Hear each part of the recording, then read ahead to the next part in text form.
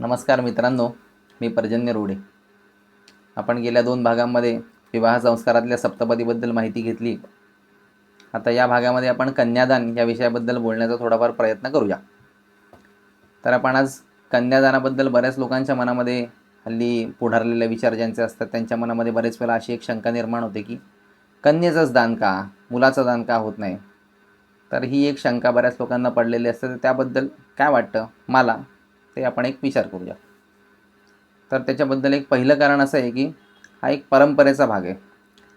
जगामध्ये जितके धर्म आहेत, जितक्या कम्युनिटीज आहेत, त्या बहुतांश सगळ्या धर्मांमध्ये आणि कम्युनिटीजमध्ये अशीच परंपरा आहे की कन्या ही मुलाबरोबर विवाह करते आणि नंतर ती मुलाच्या घरी जाते किंवा त्याच्याबरोबर ती आपला पुढचं आयुष्य जे आहे ते सगळं व्यतीत करत असते.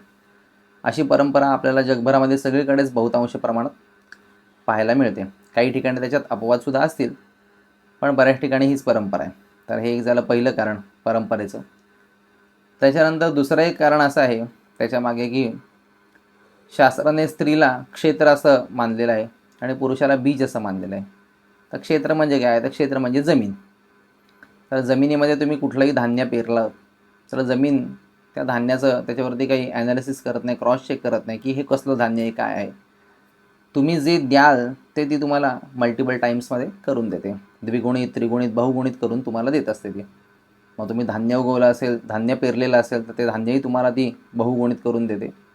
किंवा दुसरं एखादं निवडुंग पेरलं असेल तर ते सुद्धा ती तुम्हाला त्याच पद्धतीने वाढवून देते.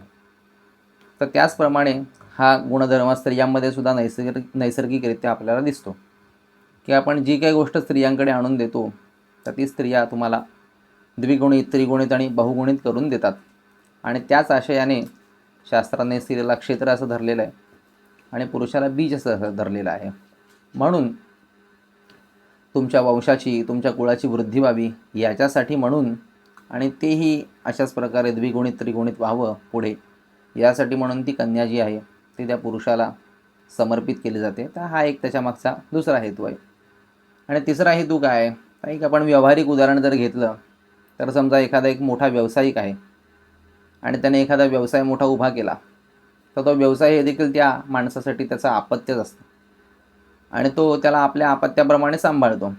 आणि कालांतराने त्यालासुद्धा कधी ना कधीतरी वयोमानाने म्हणा किंवा इतर काही अन्य कारणामुळे म्हणा तो व्यवसाय जो आहे तो दुसऱ्या कोणाला तरी हस्तांतरित करावा लागतो.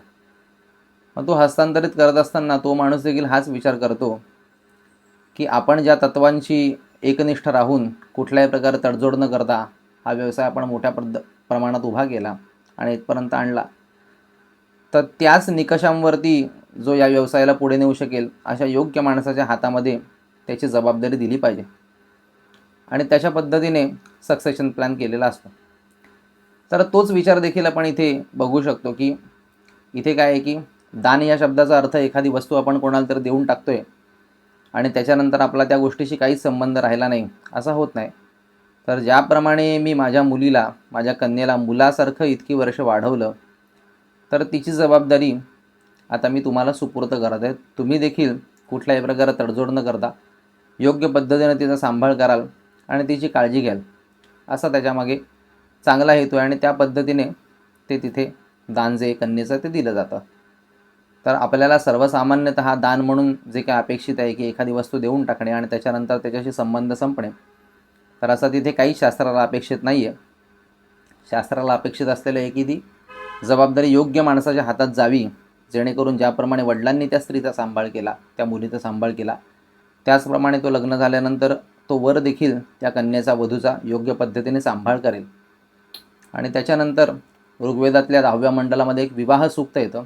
त्याच्यामध्ये जर त्या वधूला किंवा त्या स्त्रीला सम्राज्ञी अशा संबोधनाने गौरवित केलेलं त्याच्यामध्ये आपल्याला आढळतं की तिथे तो वर जो आहे तो एक प्रकारे तिला सांगत असतो की घरातल्या सासू सासऱ्यांचं, नंडेचं, दिराचं, या सगळ्यांचं तू आपल्या मधुर भाषणाने आणि आपल्या चांगल्या वागण्याने मन जिंकून घे आणि त्या संपूर्ण घरावरती तू राज्य कर किंवा त्या घराची सम्राज्ञी हो, अशा प्रकारचा तिथे आशयाचा एक मंत्र आलेला आढळतो की सम्राज्ञी श्वशुरे भव, सम्राज्ञी श्वश्वरवाम भवा, ननांदिरी सम्राज्ञी भव, सम्राज्ञी अधिदेवृषो. म्हणजे पूर्ण घराचा केंद्रबिंदू तू हो. तर या दानाच्या मागे एक चांगला उदात्त असा हेतू आहे. कुठल्याही प्रकारे ट्रान्सफर ऑफ प्रॉपर्टी किंवा ट्रान्सफर ऑफ ओनरशिप अशी भावना त्याच्यामध्ये नाही आहे. एक चांगल्या आणि उदात्त हेतूने हा कन्यादानाचा विधी जो आहे तो आलेला आहे. आणि त्याच्यामध्ये आपण बघितलं त्याप्रमाणे एक परंपरेचाही भाग आहे आणि दुसरं आपण जे उदाहरण घेऊन बघितलं त्याही पद्धतीने की ती जबाबदारी ती योग्य व्यक्तीच्या हातामध्ये असावी अशा हेतूने तो केला जाणारा विधी आहे असं मला तरी या सामान्य बुद्धीला वाटतं. तर मला वाटतं की एवढी माहिती कन्येचंच दान का ह्याच्यासाठी पुरेशी आहे. तर पुढच्या भागामध्ये आपण कन्यादानाचं नक्की फळ काय आणि त्याच्या मागचा हेतू काय या दोन्हीबद्दल आपण बोलण्याचा प्रयत्न करूया. तोपर्यंत नमस्कार.